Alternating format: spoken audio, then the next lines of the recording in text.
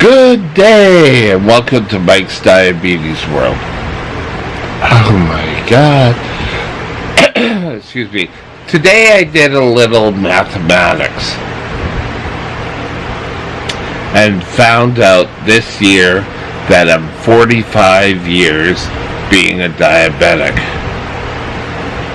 And, I didn't think it was that high.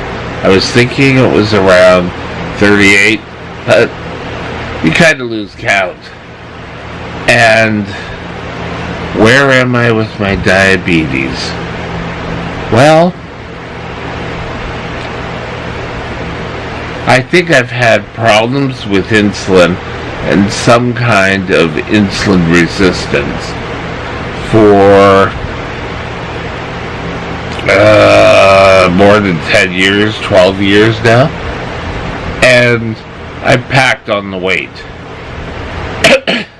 Now, cutting back the amount of insulin that your body's not using is a great thing, because insulin stores fat, or it doesn't store fat, sorry. It makes your body create fat.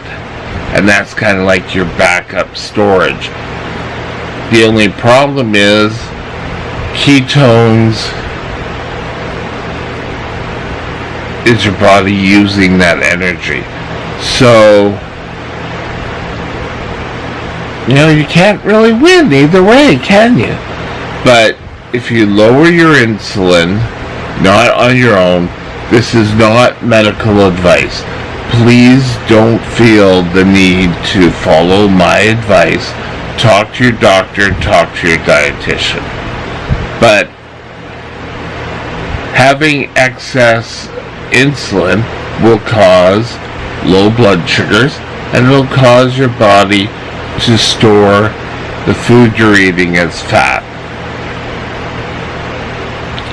Exercise is good for everything. Doesn't matter what. When you were talking about your body, exercise is always good. Now, exercise is what you can handle.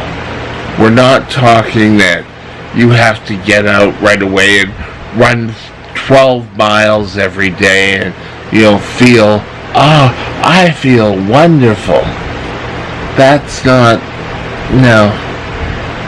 If you're unable to really get up and walk all the time, just getting up and walking to a chair with a walker maybe is the exercise you need. But not lying down all day. And in my case, I don't necessarily lie down all day. I've had, we talked in a different video about my weight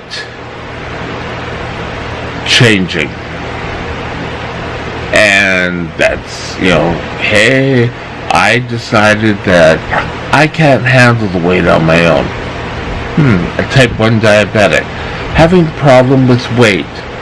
Not the first, and unfortunately I probably won't be the last. But recently I tried to modify the menu I get from a company called Better Meals. And that's not an endorsement, they didn't pay me to say this. I just think it's an awesome company. Pure and simple. And they deliver foods. They have many different foods. They have diabetic foods. They have regular foods.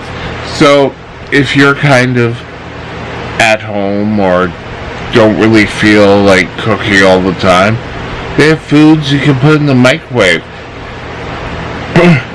And they're a well-balanced meal. You're not kind of getting too much of one thing, not enough of the other.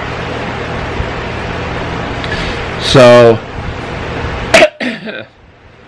I changed my diet a bit, and I'm going to take lower carbs with lower insulin, but not having so much insulin.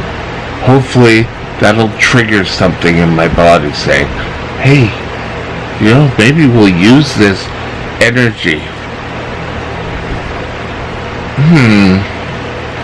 What to do? People around so often think that, oh, well, you're a fat diabetic. You're just eating too much. I really don't eat that much. Sometimes I will go on,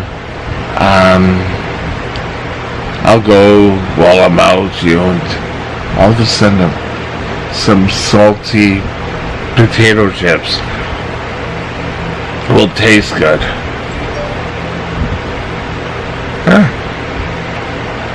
But I don't always think like that. And people around us keep thinking that you're just fat. And yes, I'm a bigger guy.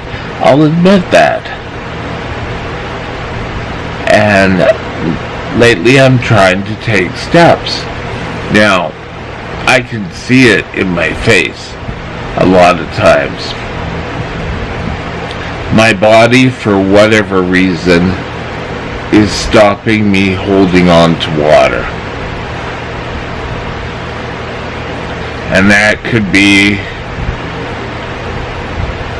a lot of issues. I won't personally go into each and every one right now, but carbs are what we eat and what we store in our body.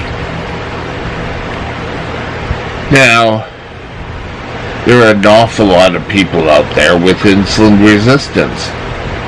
It's nothing new, but keeping your carbs down shows to help. It's helped in an awful lot of type 1 diabetics. Type 2, sorry. Now, I'm thinking that, type 2s, they're cutting back an awful lot of carbs. Now, weight is very important in type 2 because it's your body trying to produce insulin. Now, there's an awful lot of people who seem to think that this works for type 1. Intermittent fasting is the answer. And you know what? I don't think intermittent fasting is necessarily the answer. I just don't. I think smaller meals spaced throughout the day is the best way to go. I know growing up you kind of got up, you had, what was it, cereal and eggs, and you were eating a big lunch and then a big fatty dinner. Well, all that gets stored in your body. And some of it gets stored in your liver, and it starts to add fat. Fat is just a way of your body holding on to food. So what do you need to do? Well, you need to get your body utilizing it. Now, as type 1 diabetics, and I spoke about this in the past, where am I? There I am. That a lot of teenage girls, and I warn you, don't use this for fat control under any means. Any means? Means.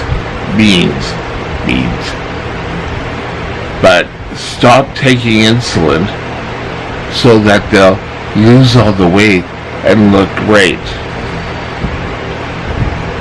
You didn't put on the weight in quick bursts, so you're not going to lose it in quick bursts.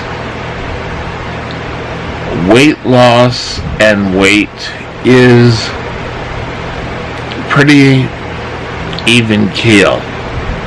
If you've gone from a long time of overeating, yes, you're going to be big. Or, there could be other reasons. Insulin could be playing a part. Insulin, remember, causes your body to make and store fat. So, limiting how your body gets rid of the fat is the best way to go. And I have to go, I think around the 15th of next month, to see I call him my fat doctor. But just to see if I'm losing. I'm feeling better. No mentions like I could get my leg up in bed. For a while there, I would need help to kind of lift my leg because it was so swollen. I was holding on to a lot of water. Now it's to work on the fat. I've got carbs down, and with my ratio, I'm going to work on cutting back the insulin. And I think we're all going to work. I'm going to do this with doctor's approval. It's,